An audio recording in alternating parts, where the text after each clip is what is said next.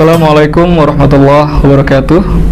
Bismillah, innal hamdalillah nahmaduhu wa nasta'inuhu wa nastaghfiruh wa na'udzu billahi min syururi anfusina wa min sayyiati a'malina.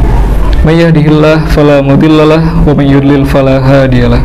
Asyhadu an la ilaha illallah wahdahu la syarikalah wa asyhadu anna Muhammadan 'abduhu wa rasuluh.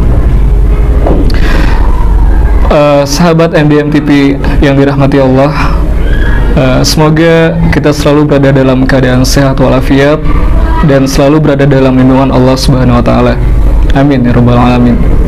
Salawat dan salam selalu kita curahkan kepada Nabi besar kita Muhammad sallallahu alaihi wasallam, pada keluarga beliau, para sahabat beserta orang-orang yang mengikuti beliau hingga hari kiamat kelak.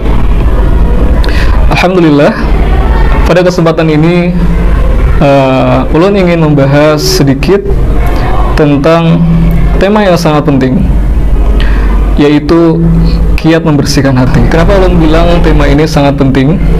Karena Islam memberikan perhatian yang sangat besar terhadap hati. Sebagaimana yang disabdakan Nabi sallallahu alaihi wasallam, qala Rasulullah sallallahu alaihi wasallam, innallaha la yanzuru ila suwarikum wa amwalikum walakinallaha yanzuru ila qulubikum wa a'malikum. Ya, artinya sesungguhnya Allah tidaklah melihat kepada rupa atau jasad kita dan tidak pula melihat kepada harta kita, akan tetapi Allah melihat kepada hati dan amalan kita. Hadis ini menunjukkan bahwasanya seorang hamba tidaklah terlihat mulia di pandangan Allah karena jasadnya, karena dia cantik atau dia ganteng, dan tidak pula karena harta yang melimpah yang ia miliki. Akan tetapi seorang muslim, seorang hamba dipandang mulia di sisi Allah karena hati dan amalannya. Nah, pertanyaannya, hati yang seperti apa yang menjadikan seorang hamba itu mulia di hadapan Allah? Maka jawabannya ada di surah Asy-Syu'ara, doa Nabi Ibrahim, la tukhzuni yauma yub'atsun yauma la yanfa'u malun wala banun illa man atahu biqalbin salim. Ya, artinya, jangan kau hinakan aku pada hari di mana manusia dibangkitkan, hari di mana harta dan anak tidaklah lagi bermanfaat, illa man atahu biqalbin salim, kecuali orang yang datang pada hari itu membawa hati yang salim atau hati yang selamat. Apa itu hati yang selamat? Hati yang selamat adalah hati yang bersih, hati yang suci. Pertanyaannya, gimana agar kita memiliki hati yang bersih? Tidak dipungkiri bahwasanya kita sebagai seorang manusia, makhluk yang penuh dengan kesalahan, makhluk yang sering berbuat kemaksiatan kepada Allah, tentunya dengan maksiat tersebut akan memberikan bekas hitam di dalam hati. Sebagaimana yang disabdakan oleh Nabi sallallahu alaihi wasallam, qala Rasulullah sallallahu alaihi wasallam, innal 'abda idza akhta'a khati'atan nukitat fi qalbihi nuqtatun sauda.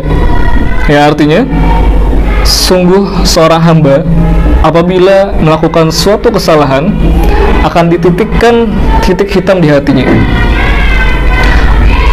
Ini menunjukkan bahwasanya setiap maksiat yang kita lakukan itu akan memberikan efek atau memberikan bekas hitam di dalam hati kita.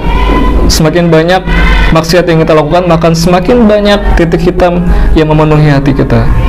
Tentunya kita tidak ingin memiliki hati yang banyak titik hitam atau hati yang kotor seperti itu.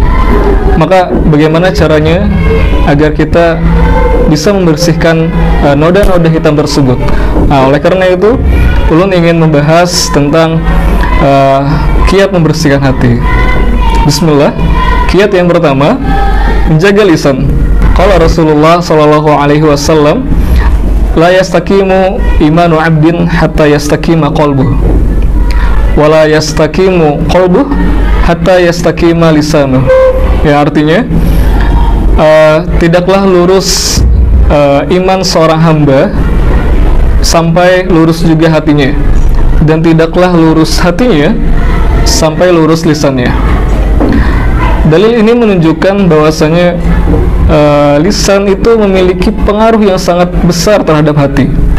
Seperti kata ulama, hati itu bagaikan sebuah teko, wadah air, yang mana berbagai macam air bisa mengisi teko tersebut, dan salah satu keran atau sumber air yang dapat mengisi teko tersebut adalah lisan. Maka apapun yang lisan keluarkan, apapun kata-kata yang kita ucapkan, itu akan memberikan bekas langsung terhadap hati kita. Oleh karena itu, sudah seharusnya kita sebagai muslim menjaga kata-kata kita dari hal-hal yang sia-sia, lebih lagi dari hal-hal yang buruk, misalkan mencela atau juga memberikan gelaran yang buruk, yang tidak baik terhadap teman-teman kita. Jadi ini anak-anak bapak, jangan memberikan gelaran-gelaran yang tidak baik terhadap teman-teman kalian. Misalkan si cungkring atau si gembrot, itu tidak baik ya. Jangan dilakukan seperti itu, tidak boleh. Itu perbuatan lisan yang tidak baik. Atau lagi misalkan berdusta, menggibah, namimah, adu domba, dan hal-hal yang tidak baik lainnya. Selamat lisan kita, selamat juga hati kita. Oke. Kemudian kiat yang kedua adalah memperbanyak istighfar. Tidak diragukan lagi bahwasanya istighfar itu memiliki banyak sekali manfaat. Salah satunya adalah istighfar mampu membersihkan hati kita dari kotoran-kotoran yang berada di dalamnya. Seperti yang disampaikan Nabi, qala Rasulullah sallallahu alaihi wasallam, innal 'abda idza akhta'a khati'atan nukitat fi qalbihi nuqtatun sauda fa idza huwa naza'a wastaghfara wa taba suqila qalbuh. Yang artinya, sungguh seorang hamba apabila melakukan suatu kesalahan akan dititikkan titik hitam di dalam hatinya. Apabila ia meninggalkannya dan beristighfar, kemudian bertobat kepada Allah, maka hatinya akan dibersihkan. Nah, ini dalil menunjukkan bahwasanya salah satu kiat untuk membersihkan hati kita dari berbagai macam kotoran itu adalah istighfar. Istighfar juga memiliki manfaat yang lain, sebagaimana yang disabdakan oleh Nabi sallallahu alaihi wasallam. Qala Rasulullah sallallahu alaihi wasallam, innahu la yuganu ala qalbi wa inni la astaghfirullah fil yaumi mi'ata marrah.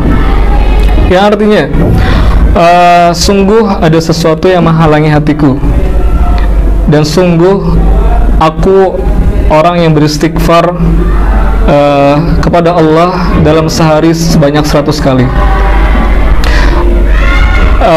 Dari hadis ini kita bisa mengambil sebuah pelajaran bahwasanya jika ada sesuatu yang mengganjal hati kita, sesuatu perasaan yang tidak enak, atau kita sedang galau misalkan, maka perbanyaklah istighfar, karena istighfar bisa membersihkan hati dan juga bisa menenangkan hati kita. Oke, baiklah sahabat MDM TV, cukup itu yang mungkin bisa ulun sampaikan. Semoga dengan adanya penyampaian ini kita menjadi insan yang semakin baik dari hari ke hari. Ulun akhiri, wassalamualaikum warahmatullahi wabarakatuh.